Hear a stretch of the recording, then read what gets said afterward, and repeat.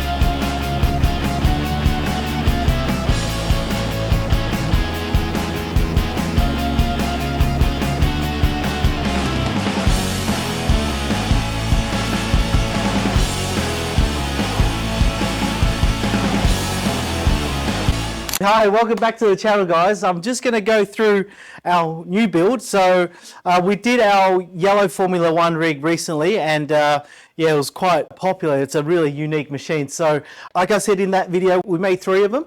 So this is the 3rd one, but I'm actually going to set this up as a GT style.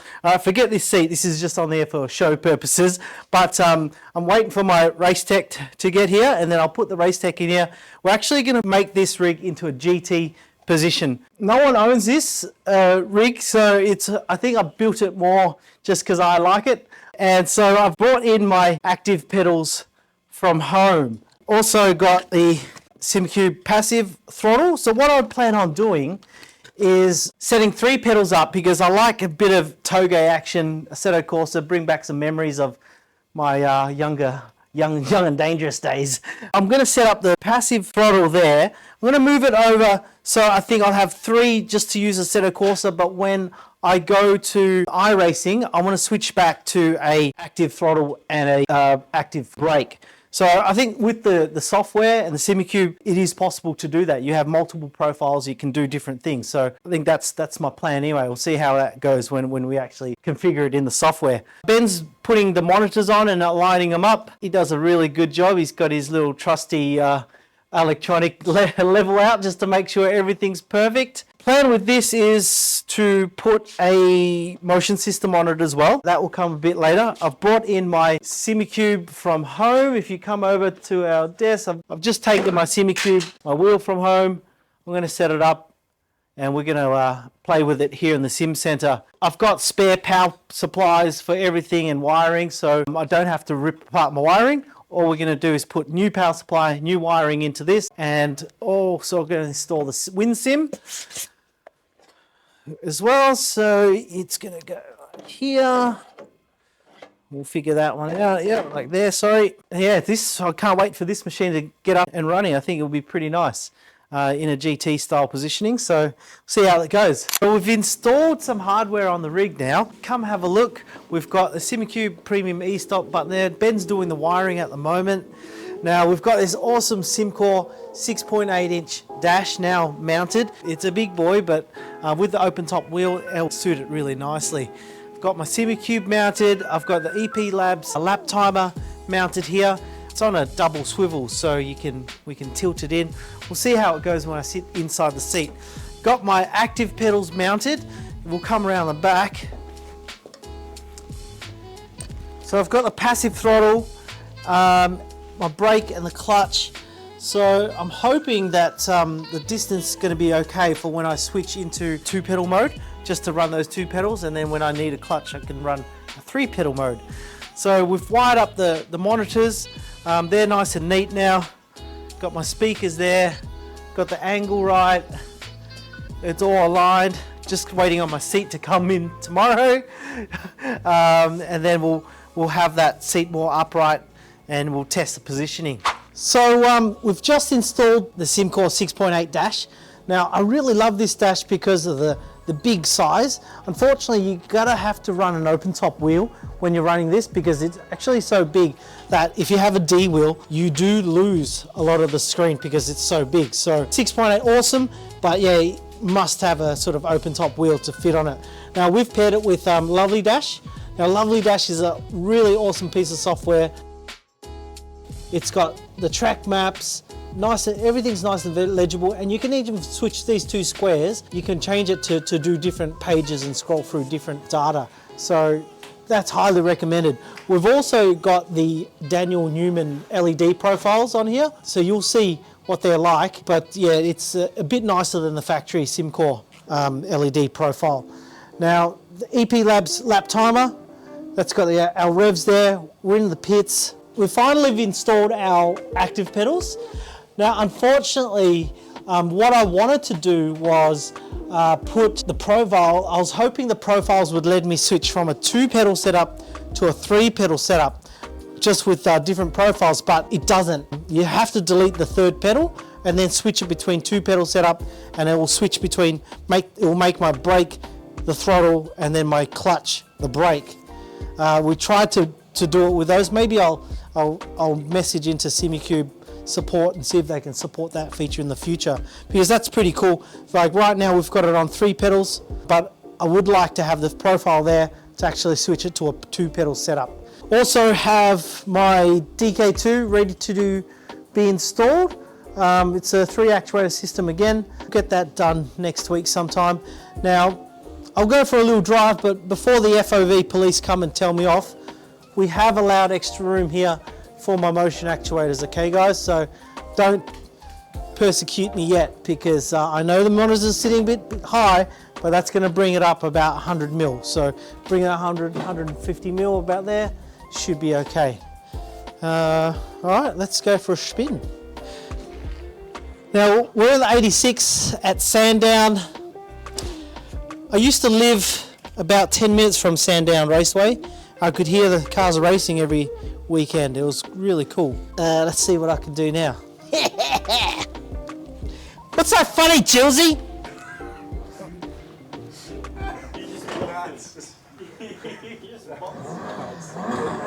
What's so funny, Chilsey?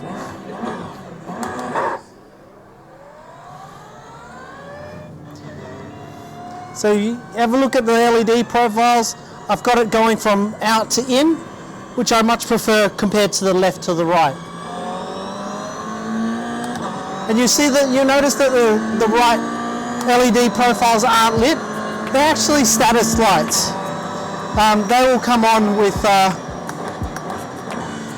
when people are beside me. And luckily this car does have ABS, and you see I've just jumped on the brakes, and you'll see the ABS lights come up on the dash, and I can feel my active pedal pumping back at me.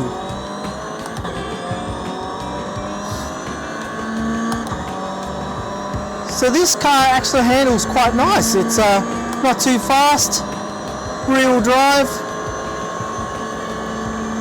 Tyres aren't warm yet, so I can't go too hard. Well, that's my excuse anyway, you know.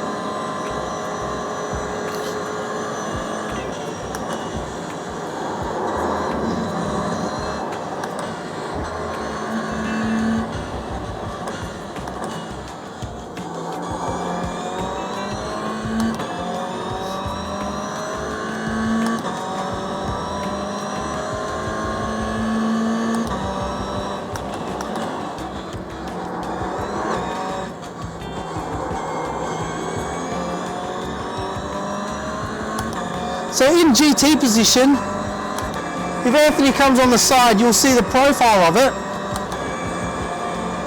So this I designed as the formula rig, but we've moved the pedals down and we've let the seat back up a bit,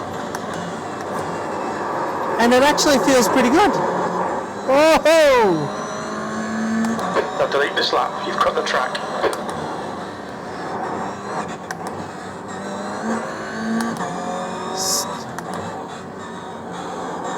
So it feels really good. You know, I've got clear vision, dash is nice. Wheels in a good position, pedals are in an awesome position.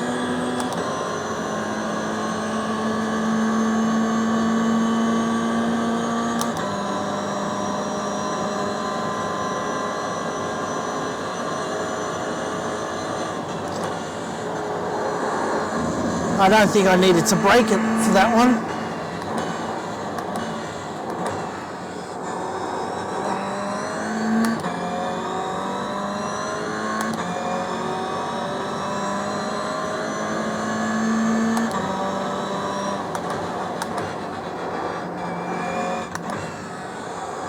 Hello, Stitch.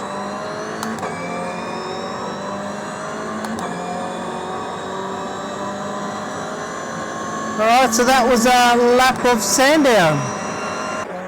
Front right, 99%. Rear right, 99. Yeah. So, Anthony reckons my lap time was pathetic and he's come on here with one arm being my hero. Let's see what he does.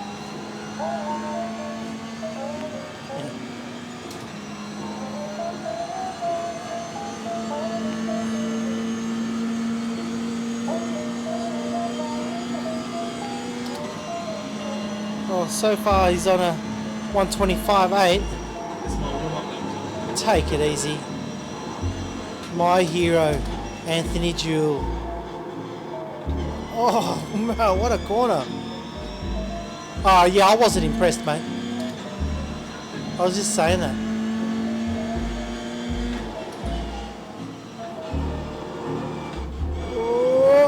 Oh. He's lost a bit of time there, but he's come in at a 125 flat. No, 127. Alright, take it easy. Alright, so he reckons he's going to do a 24 this lap. Shave 3 seconds off what I just did.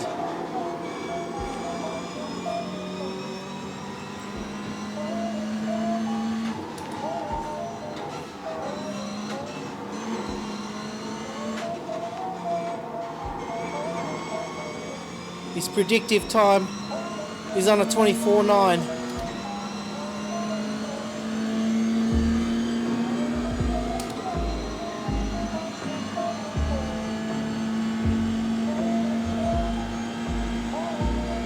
.24.4 now.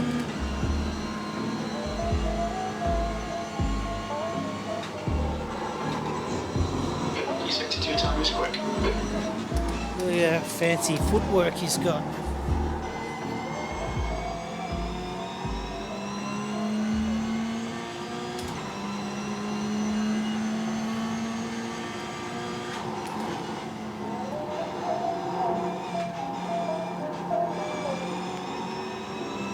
Oh, 22.8. Okay, whatever. He's beaten me by 5 seconds. 23.9. That was See, I don't know about Anthony Jewell. He walks around with a sling, pretending his shoulder is all broken, but he can come onto the simulator and do a 123. Explain that, Anthony Jewell. We finally got our DK2 actuators on our rig. Now I went for a 3 actuator system because to be honest, it feels like almost identical as a 4. I can't really tell the difference between a 4-poster and a 3-poster. So the front one up the top there just balances, and then you've got the rear ones here that does most of the work, so you feel all the curbs and bumps and everything. The DK control unit now is black, gone are the 1980s beige look. Well done, DK at Sigma. Now a very sleek black control unit. We've popped it under the seat there. Flashing green lights means all systems are go. So Anthony's going to do a test drive now. Anthony, you got your gloves on? Yeah, just check out these gloves, everyone. We actually we'll have them up on the website for sale soon, but we have short gloves and long gloves available for sale. It matches our car on the screen too. Anthony's going to go for a drive. Just excuse his outlap because tyres and brakes are still cold in iRacing. Probably take about 2 laps before it warms up, but nonetheless, it's pretty fast. Anthony's pretty fast, I'm saying. So if you have a look at the way that the seat is moving, and then the car. So when he jumps this curb, well, he was very smooth there, but we'll see, when he hits a curb and the car's actually shaking in real life, the car will shake and move in tune with the motion, which is fantastic. So a lot of people say to me, shouldn't the monitors be attached to the rig? Well, when the software can do this, no, it doesn't. It doesn't need to be, because it does look very, very natural. So when he's leaning, the car's leaning on the game, and physically he's leaning too. So he's going to run. Yep, so he did a little bit of curb jumping, and that was like one-to-one on what the screen was doing to what he was feeling.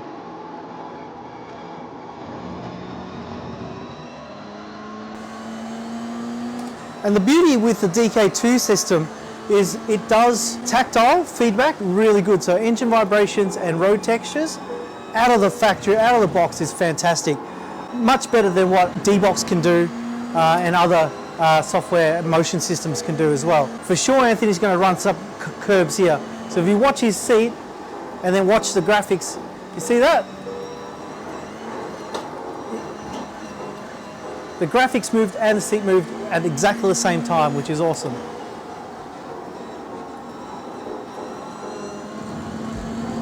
So we've actually got a race coming up this week in the 86 at this course. So I can't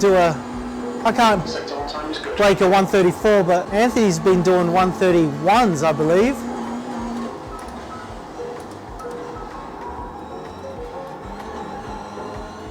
Yeah, we'll get, so do you want to zoom out a little bit so we can see the whole chassis moving?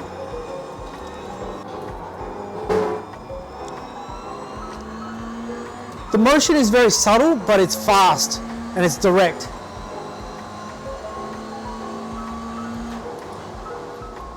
And that's the thing with motion, less is more. You just want those little cues to let you know what the car's actually doing. You don't want it over the top like a roller coaster ride.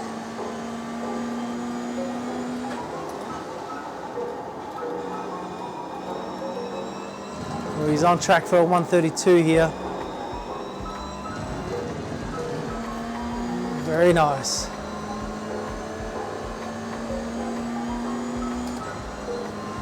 That lap time was 1:32.4. So still a little bit more work to do on my rig. I'm going to get the belt tensioner on, and then I'm going to get another fan to plumb into my seat to get some back ventilation.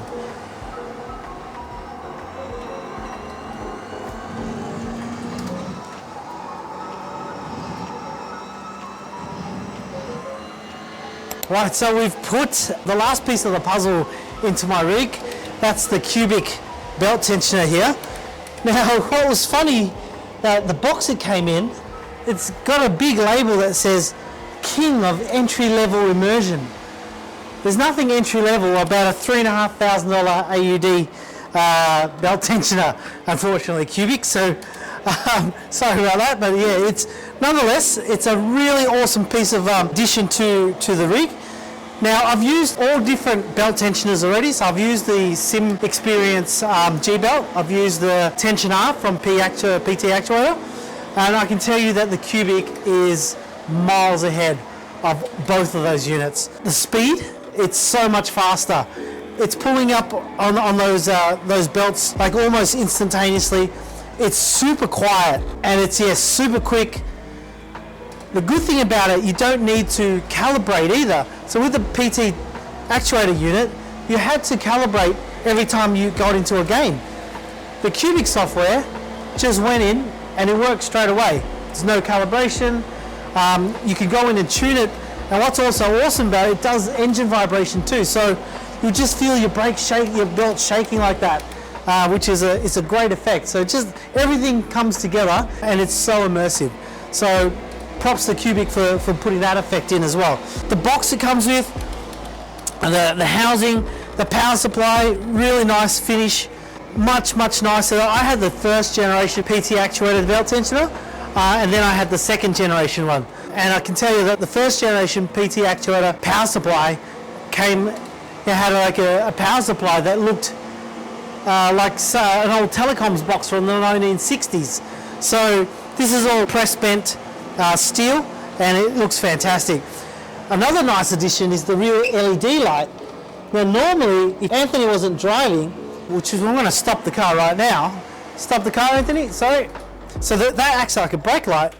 But for all you nerds out there, mate, that is Knight Rider. That's my childhood movie, TV series. So to have that flashing backwards and forwards, like, that's really cool. Thank you, Cubic, for adding that bit of nostalgia to my rig. But yeah, we're driving around Mount Panorama in the new NSX in iRacing. Got my paints done from Ross at RSW Graphics. Thank you, Ross. It looks hot. But this car handles really nicely. The one thing I felt the main difference is just the strength. And it's super quiet compared to the PT actuator. I mean, these you can fully adjust it, but when Anthony, he's strapped into this seat now, and when he's braking, like, you're not, all you're feeling is like G-forces, right, Anthony? It's you're locked in. Sucks back down, really, really hard.